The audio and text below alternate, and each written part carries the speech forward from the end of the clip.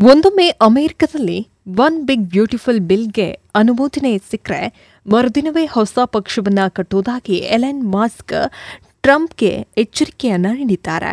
ಒಂದು ಕಾಲದಲ್ಲಿ Donald Trump ಆಪ್ತ ಮಿತ್ರ ಮತ್ತು ಸಲಹೆಗಾರರಾಗಿದ್ದ ಬಿಲಿಯನೇರ್ ಎಲನ್ ಮಸ್ಕ್ ಈಗ ಟ್ರಂಪ್ ವಿರುದ್ಧ ತಿರುಗಿಬಿದ್ದಿದ್ದಾರೆ. ಈ ಮಸೂದೆ ತೆರಿಗೆದಾರರ ಮೇಲೆ ಭಾರೀ ಹೊರೆಯಾಗಲಿದೆ ಎಂದು ಮಸ್ಕ್ ಅಭಿಪ್ರಾಯಪಟ್ಟಿದ್ದಾರೆ. ಅಲ್ಲದೆ ಬಿಲ್ಗೆ ಅನುಮೋದನೆ ಸಿಕ್ಕರೆ ಜನರ ಹಿತಾಸಕ್ತಿಗಳಿಗೆ ನಿಜವಾಗಿಯೂ ಆದ್ಯತೆ ನೀಡುವ ಹೊಸ ಪಕ್ಷವನ್ನ ರಚಿಸುವುದಾಗಿ ಹೇಳಿದ್ದಾರೆ. ಈ ಮಸೂದೆಯನ್ನ ಬೆಂಬಲಿಸುವ ಸಂಸದರು ಮುಂದಿನ ವರ್ಷ ಪ್ರಾಥಮಿಕ ಚುನಾವಣೆಯಲ್ಲಿ ಸೋಲಬೇಕಾಗತ್ತೆ ಅಂತಲೂ ಮಸ್ಕ್ ಸ್ಪಷ್ಟನೆಯನ್ನ ನೀಡಿದ್ದಾರೆ. ಸೆನೆಟ್ನಲ್ಲಿ ಮಸೂದೆಯ ಬಗ್ಗೆ ಚರ್ಚೆ ನಡೆಯುತ್ತಿರುವಾಗ ಮಸ್ಕ್ ಸಾಮಾಜಿಕ ಜಾಲತಾಣದಲ್ಲಿ ಅಸಮಾಧಾನವನ್ನ ವ್ಯಕ್ತಪಡಿಸಿದ್ದಾರೆ.